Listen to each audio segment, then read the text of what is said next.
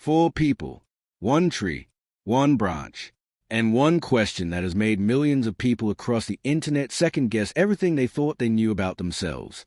But before we get to the answer, I need to tell you something first. Something that Carl Jung, one of the greatest minds in the history of psychology, spent decades trying to warn the world about. A pattern so deeply buried inside every human being that most people go their entire lives without ever noticing it. A blind spot so powerful that the more intelligent you think you are, the harder it hits you. And the proof of everything Jung ever said, every theory, every warning, every dark and comfortable truth about human nature, is sitting quietly inside this one simple little sketch.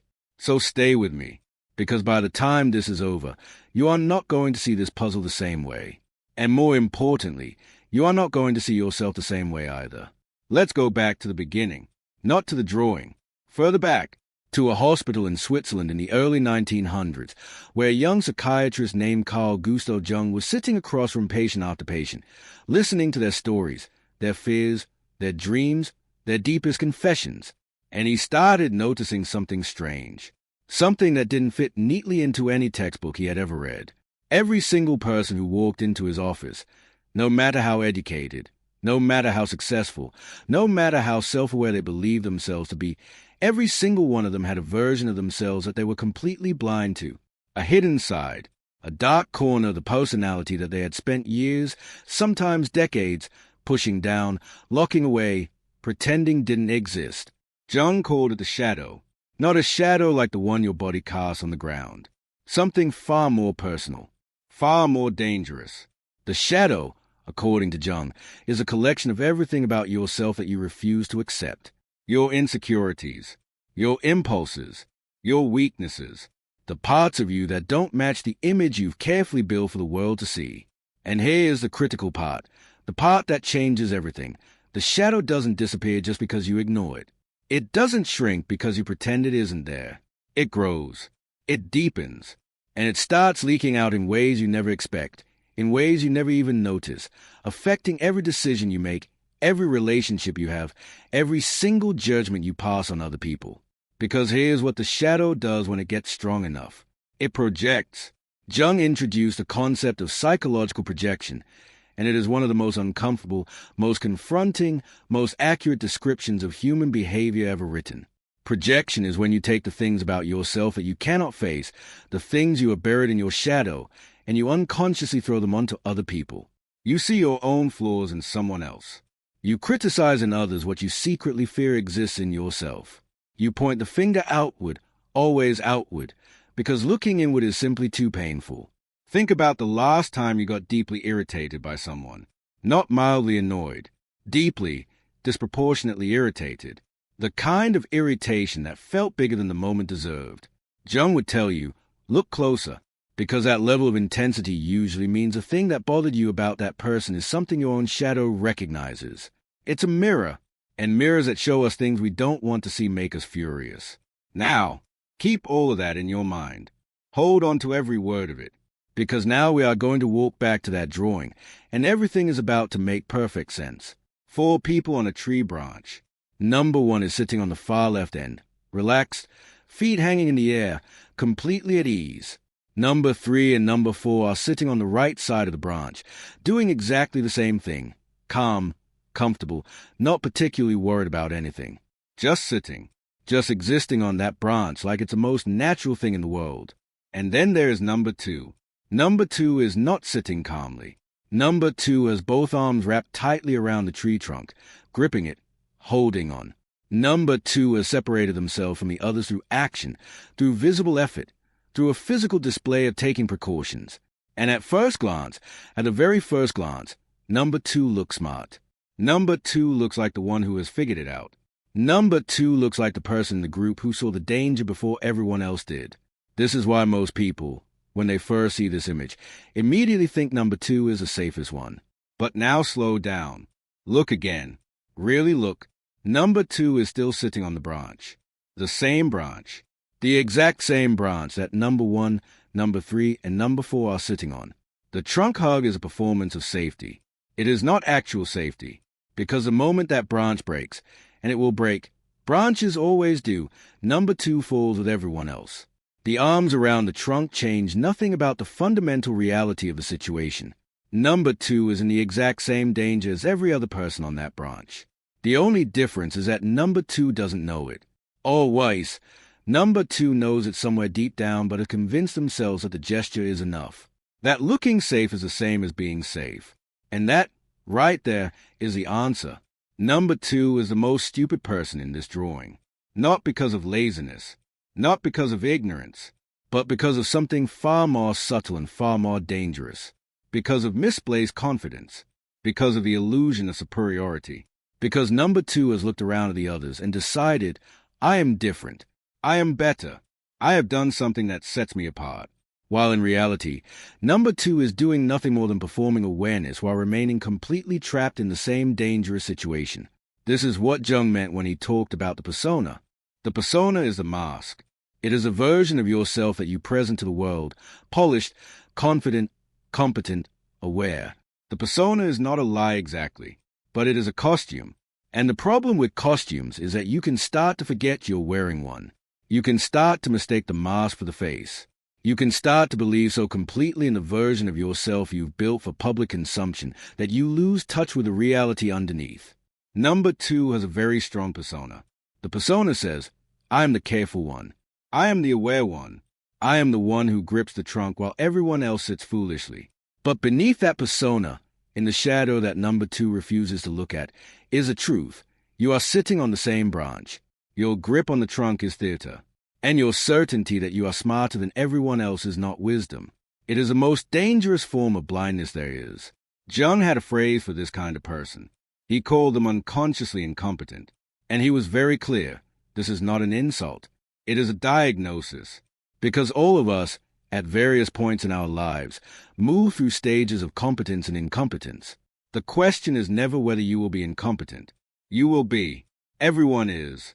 The question is whether you are conscious of it or not. Whether your incompetence is hidden from you or visible to you.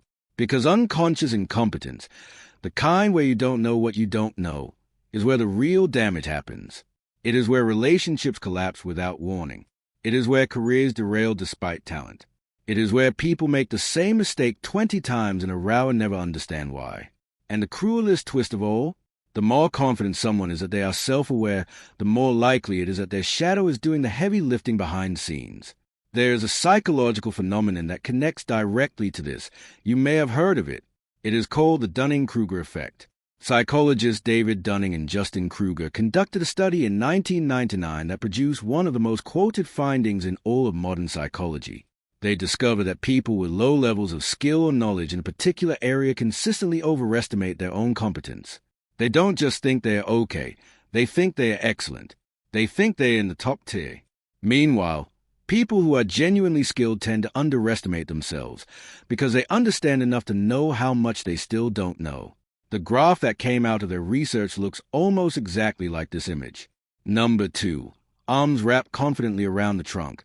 Certain of their own superiority, sitting at the peak of what Dunning and Kruger called the Mount Stupid, the peak of maximum confidence, minimum actual understanding, and the valley just beyond that peak, the valley of humility, of real learning, of honest self-assessment.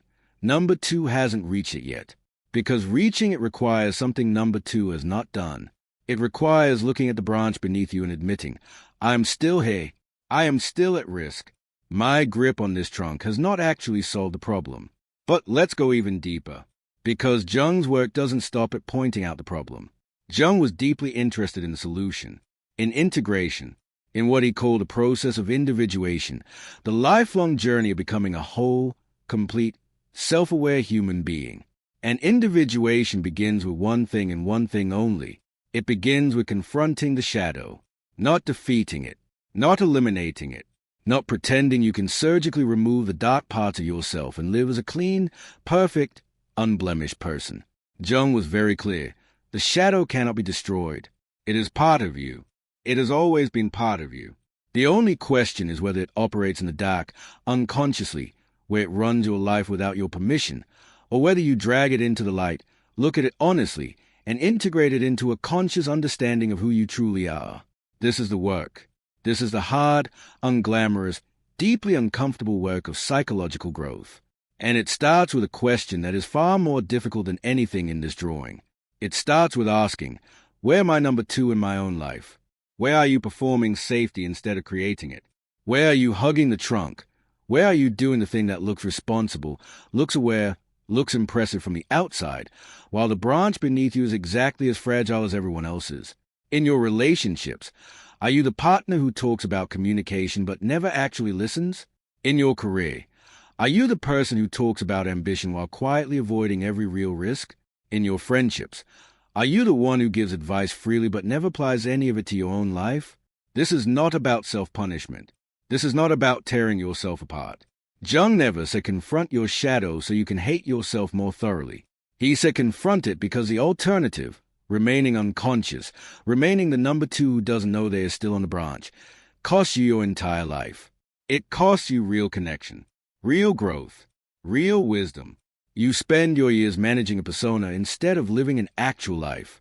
And here is the thing about number one, number three, and number four that most people completely miss when they look at this puzzle. Yes, they are also on the branch. Yes, they are also at risk. But there is something honest about their position. They are not pretending to be somewhere they are not. They are not performing a gesture that gives them false comfort.